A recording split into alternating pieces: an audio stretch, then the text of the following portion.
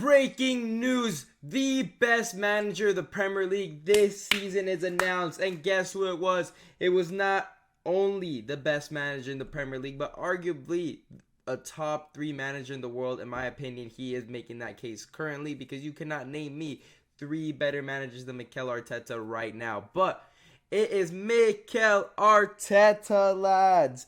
Now, why must people like this comment right here? I show slow. Obviously, you are slow, my buddy. But he said Pep won the league, had more points, and more chances created, more goals, more shots, better by every metric.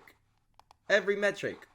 Let's check this one out. Goal difference. We're tied, right?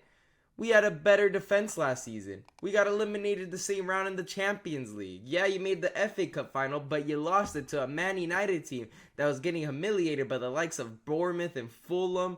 You know, these lads were getting slapped up left, right, and center as if they were in that slap wrestling competition. Man United was as banter as it could get. The lads were losing out until they played Brighton, who had nothing to play for. And, you know, United didn't want to have the worst ever season, so they got the win there.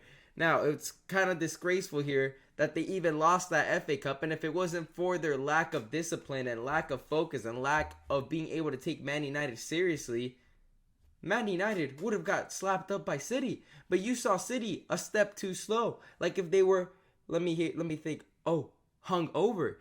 These lads were coming out 5 in the morning, lads. 5 in the morning out of clubs, drinking, getting crazy. The week of them going to an FA Cup final, thinking they were going to slap up United. They must have got a wrong call, thinking that they were going to play Coventry, lads. No. They called that goal offside. You're playing Man United. And I understand Man United has been pretty bad, but one game, anything can happen, you know.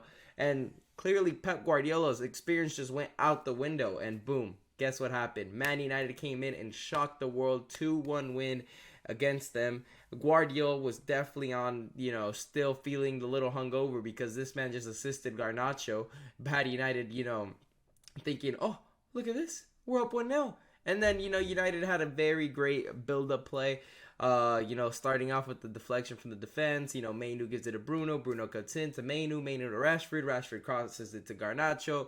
Garnacho to Bruno. And then Mainu's there with the little easy finish. That was a great build-up play, I cannot lie.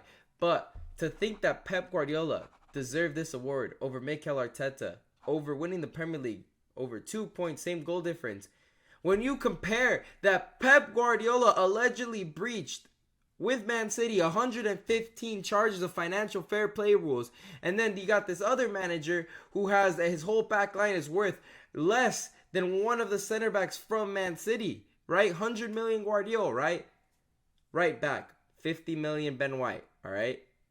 Around 7 million Saliba, 22 million Gabriel, and our left back Tomiyasu didn't even hit like 20 million. Like, lads, that's our back line right there. It is worth less than Man City's transfer of Guardiola, their left back.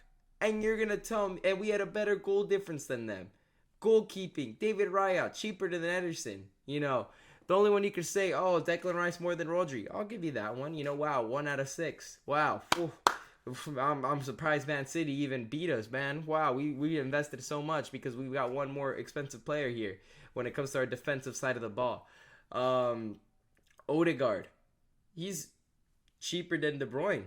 You know, Odegaard was a steal. Phil Foden and Saka, we could cancel them out because they're both academy players.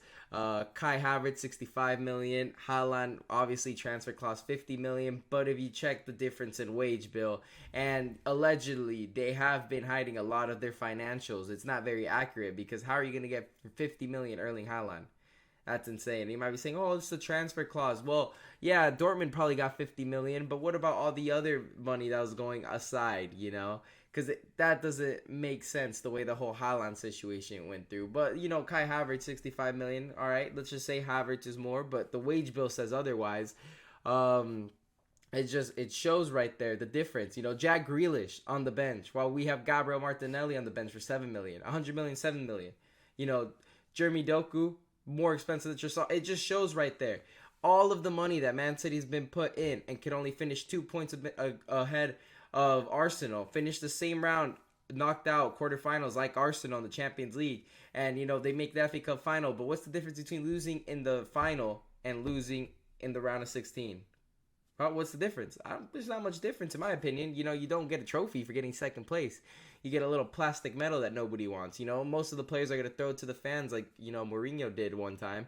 So that just shows you right there how significant losing the FA Cup final is, compared to losing in the round of 16. So what exactly does Pep have done to really show that he's better than Mikel Arteta this season?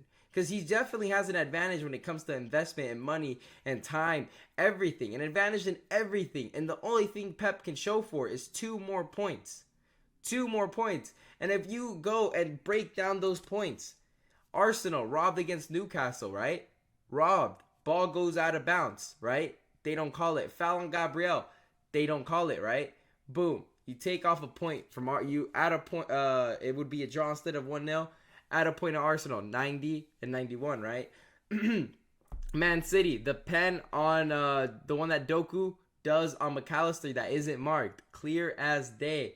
Boom. Take off a point from City. That's tied right there. Same goal difference, but we have the head-to-head. And if you want to get a little bit deeper than that, Man City, how many pens were these lads getting? How many pens this season? And fouls against Brighton. Phil Foden gets fouled, right? Not even a foul. Scores off the free kick. Come on.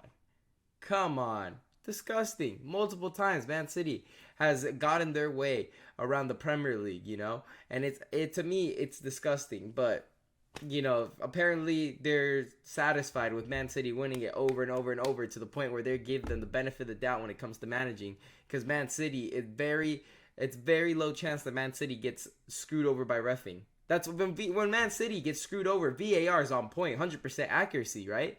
But when it has to do with other teams, Arsenal, even United at times, I'll admit, Liverpool against Tottenham, VAR just, completely breaks down. They don't know what's going on. Oh, sorry, mistake. Oh, the PGMOL will come out with this apology statement. We've got it wrong, lads. Wow. That's going to definitely put the points back into the bank for them.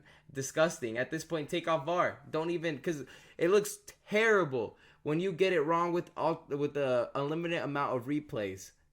Then it does live action. Live action, human error. Unlimited amount of replays just shows that it is corrupt. That's all I have to say there. But anyways, Mikel Arteta, congratulations on becoming the Premier League Coach of the Year. Well-deserved, lad. Do not listen to lads like I show slow. But anyways, make sure to leave a like and subscribe and leave a comment down below if you think Mikel Arteta deserved it. If not, who?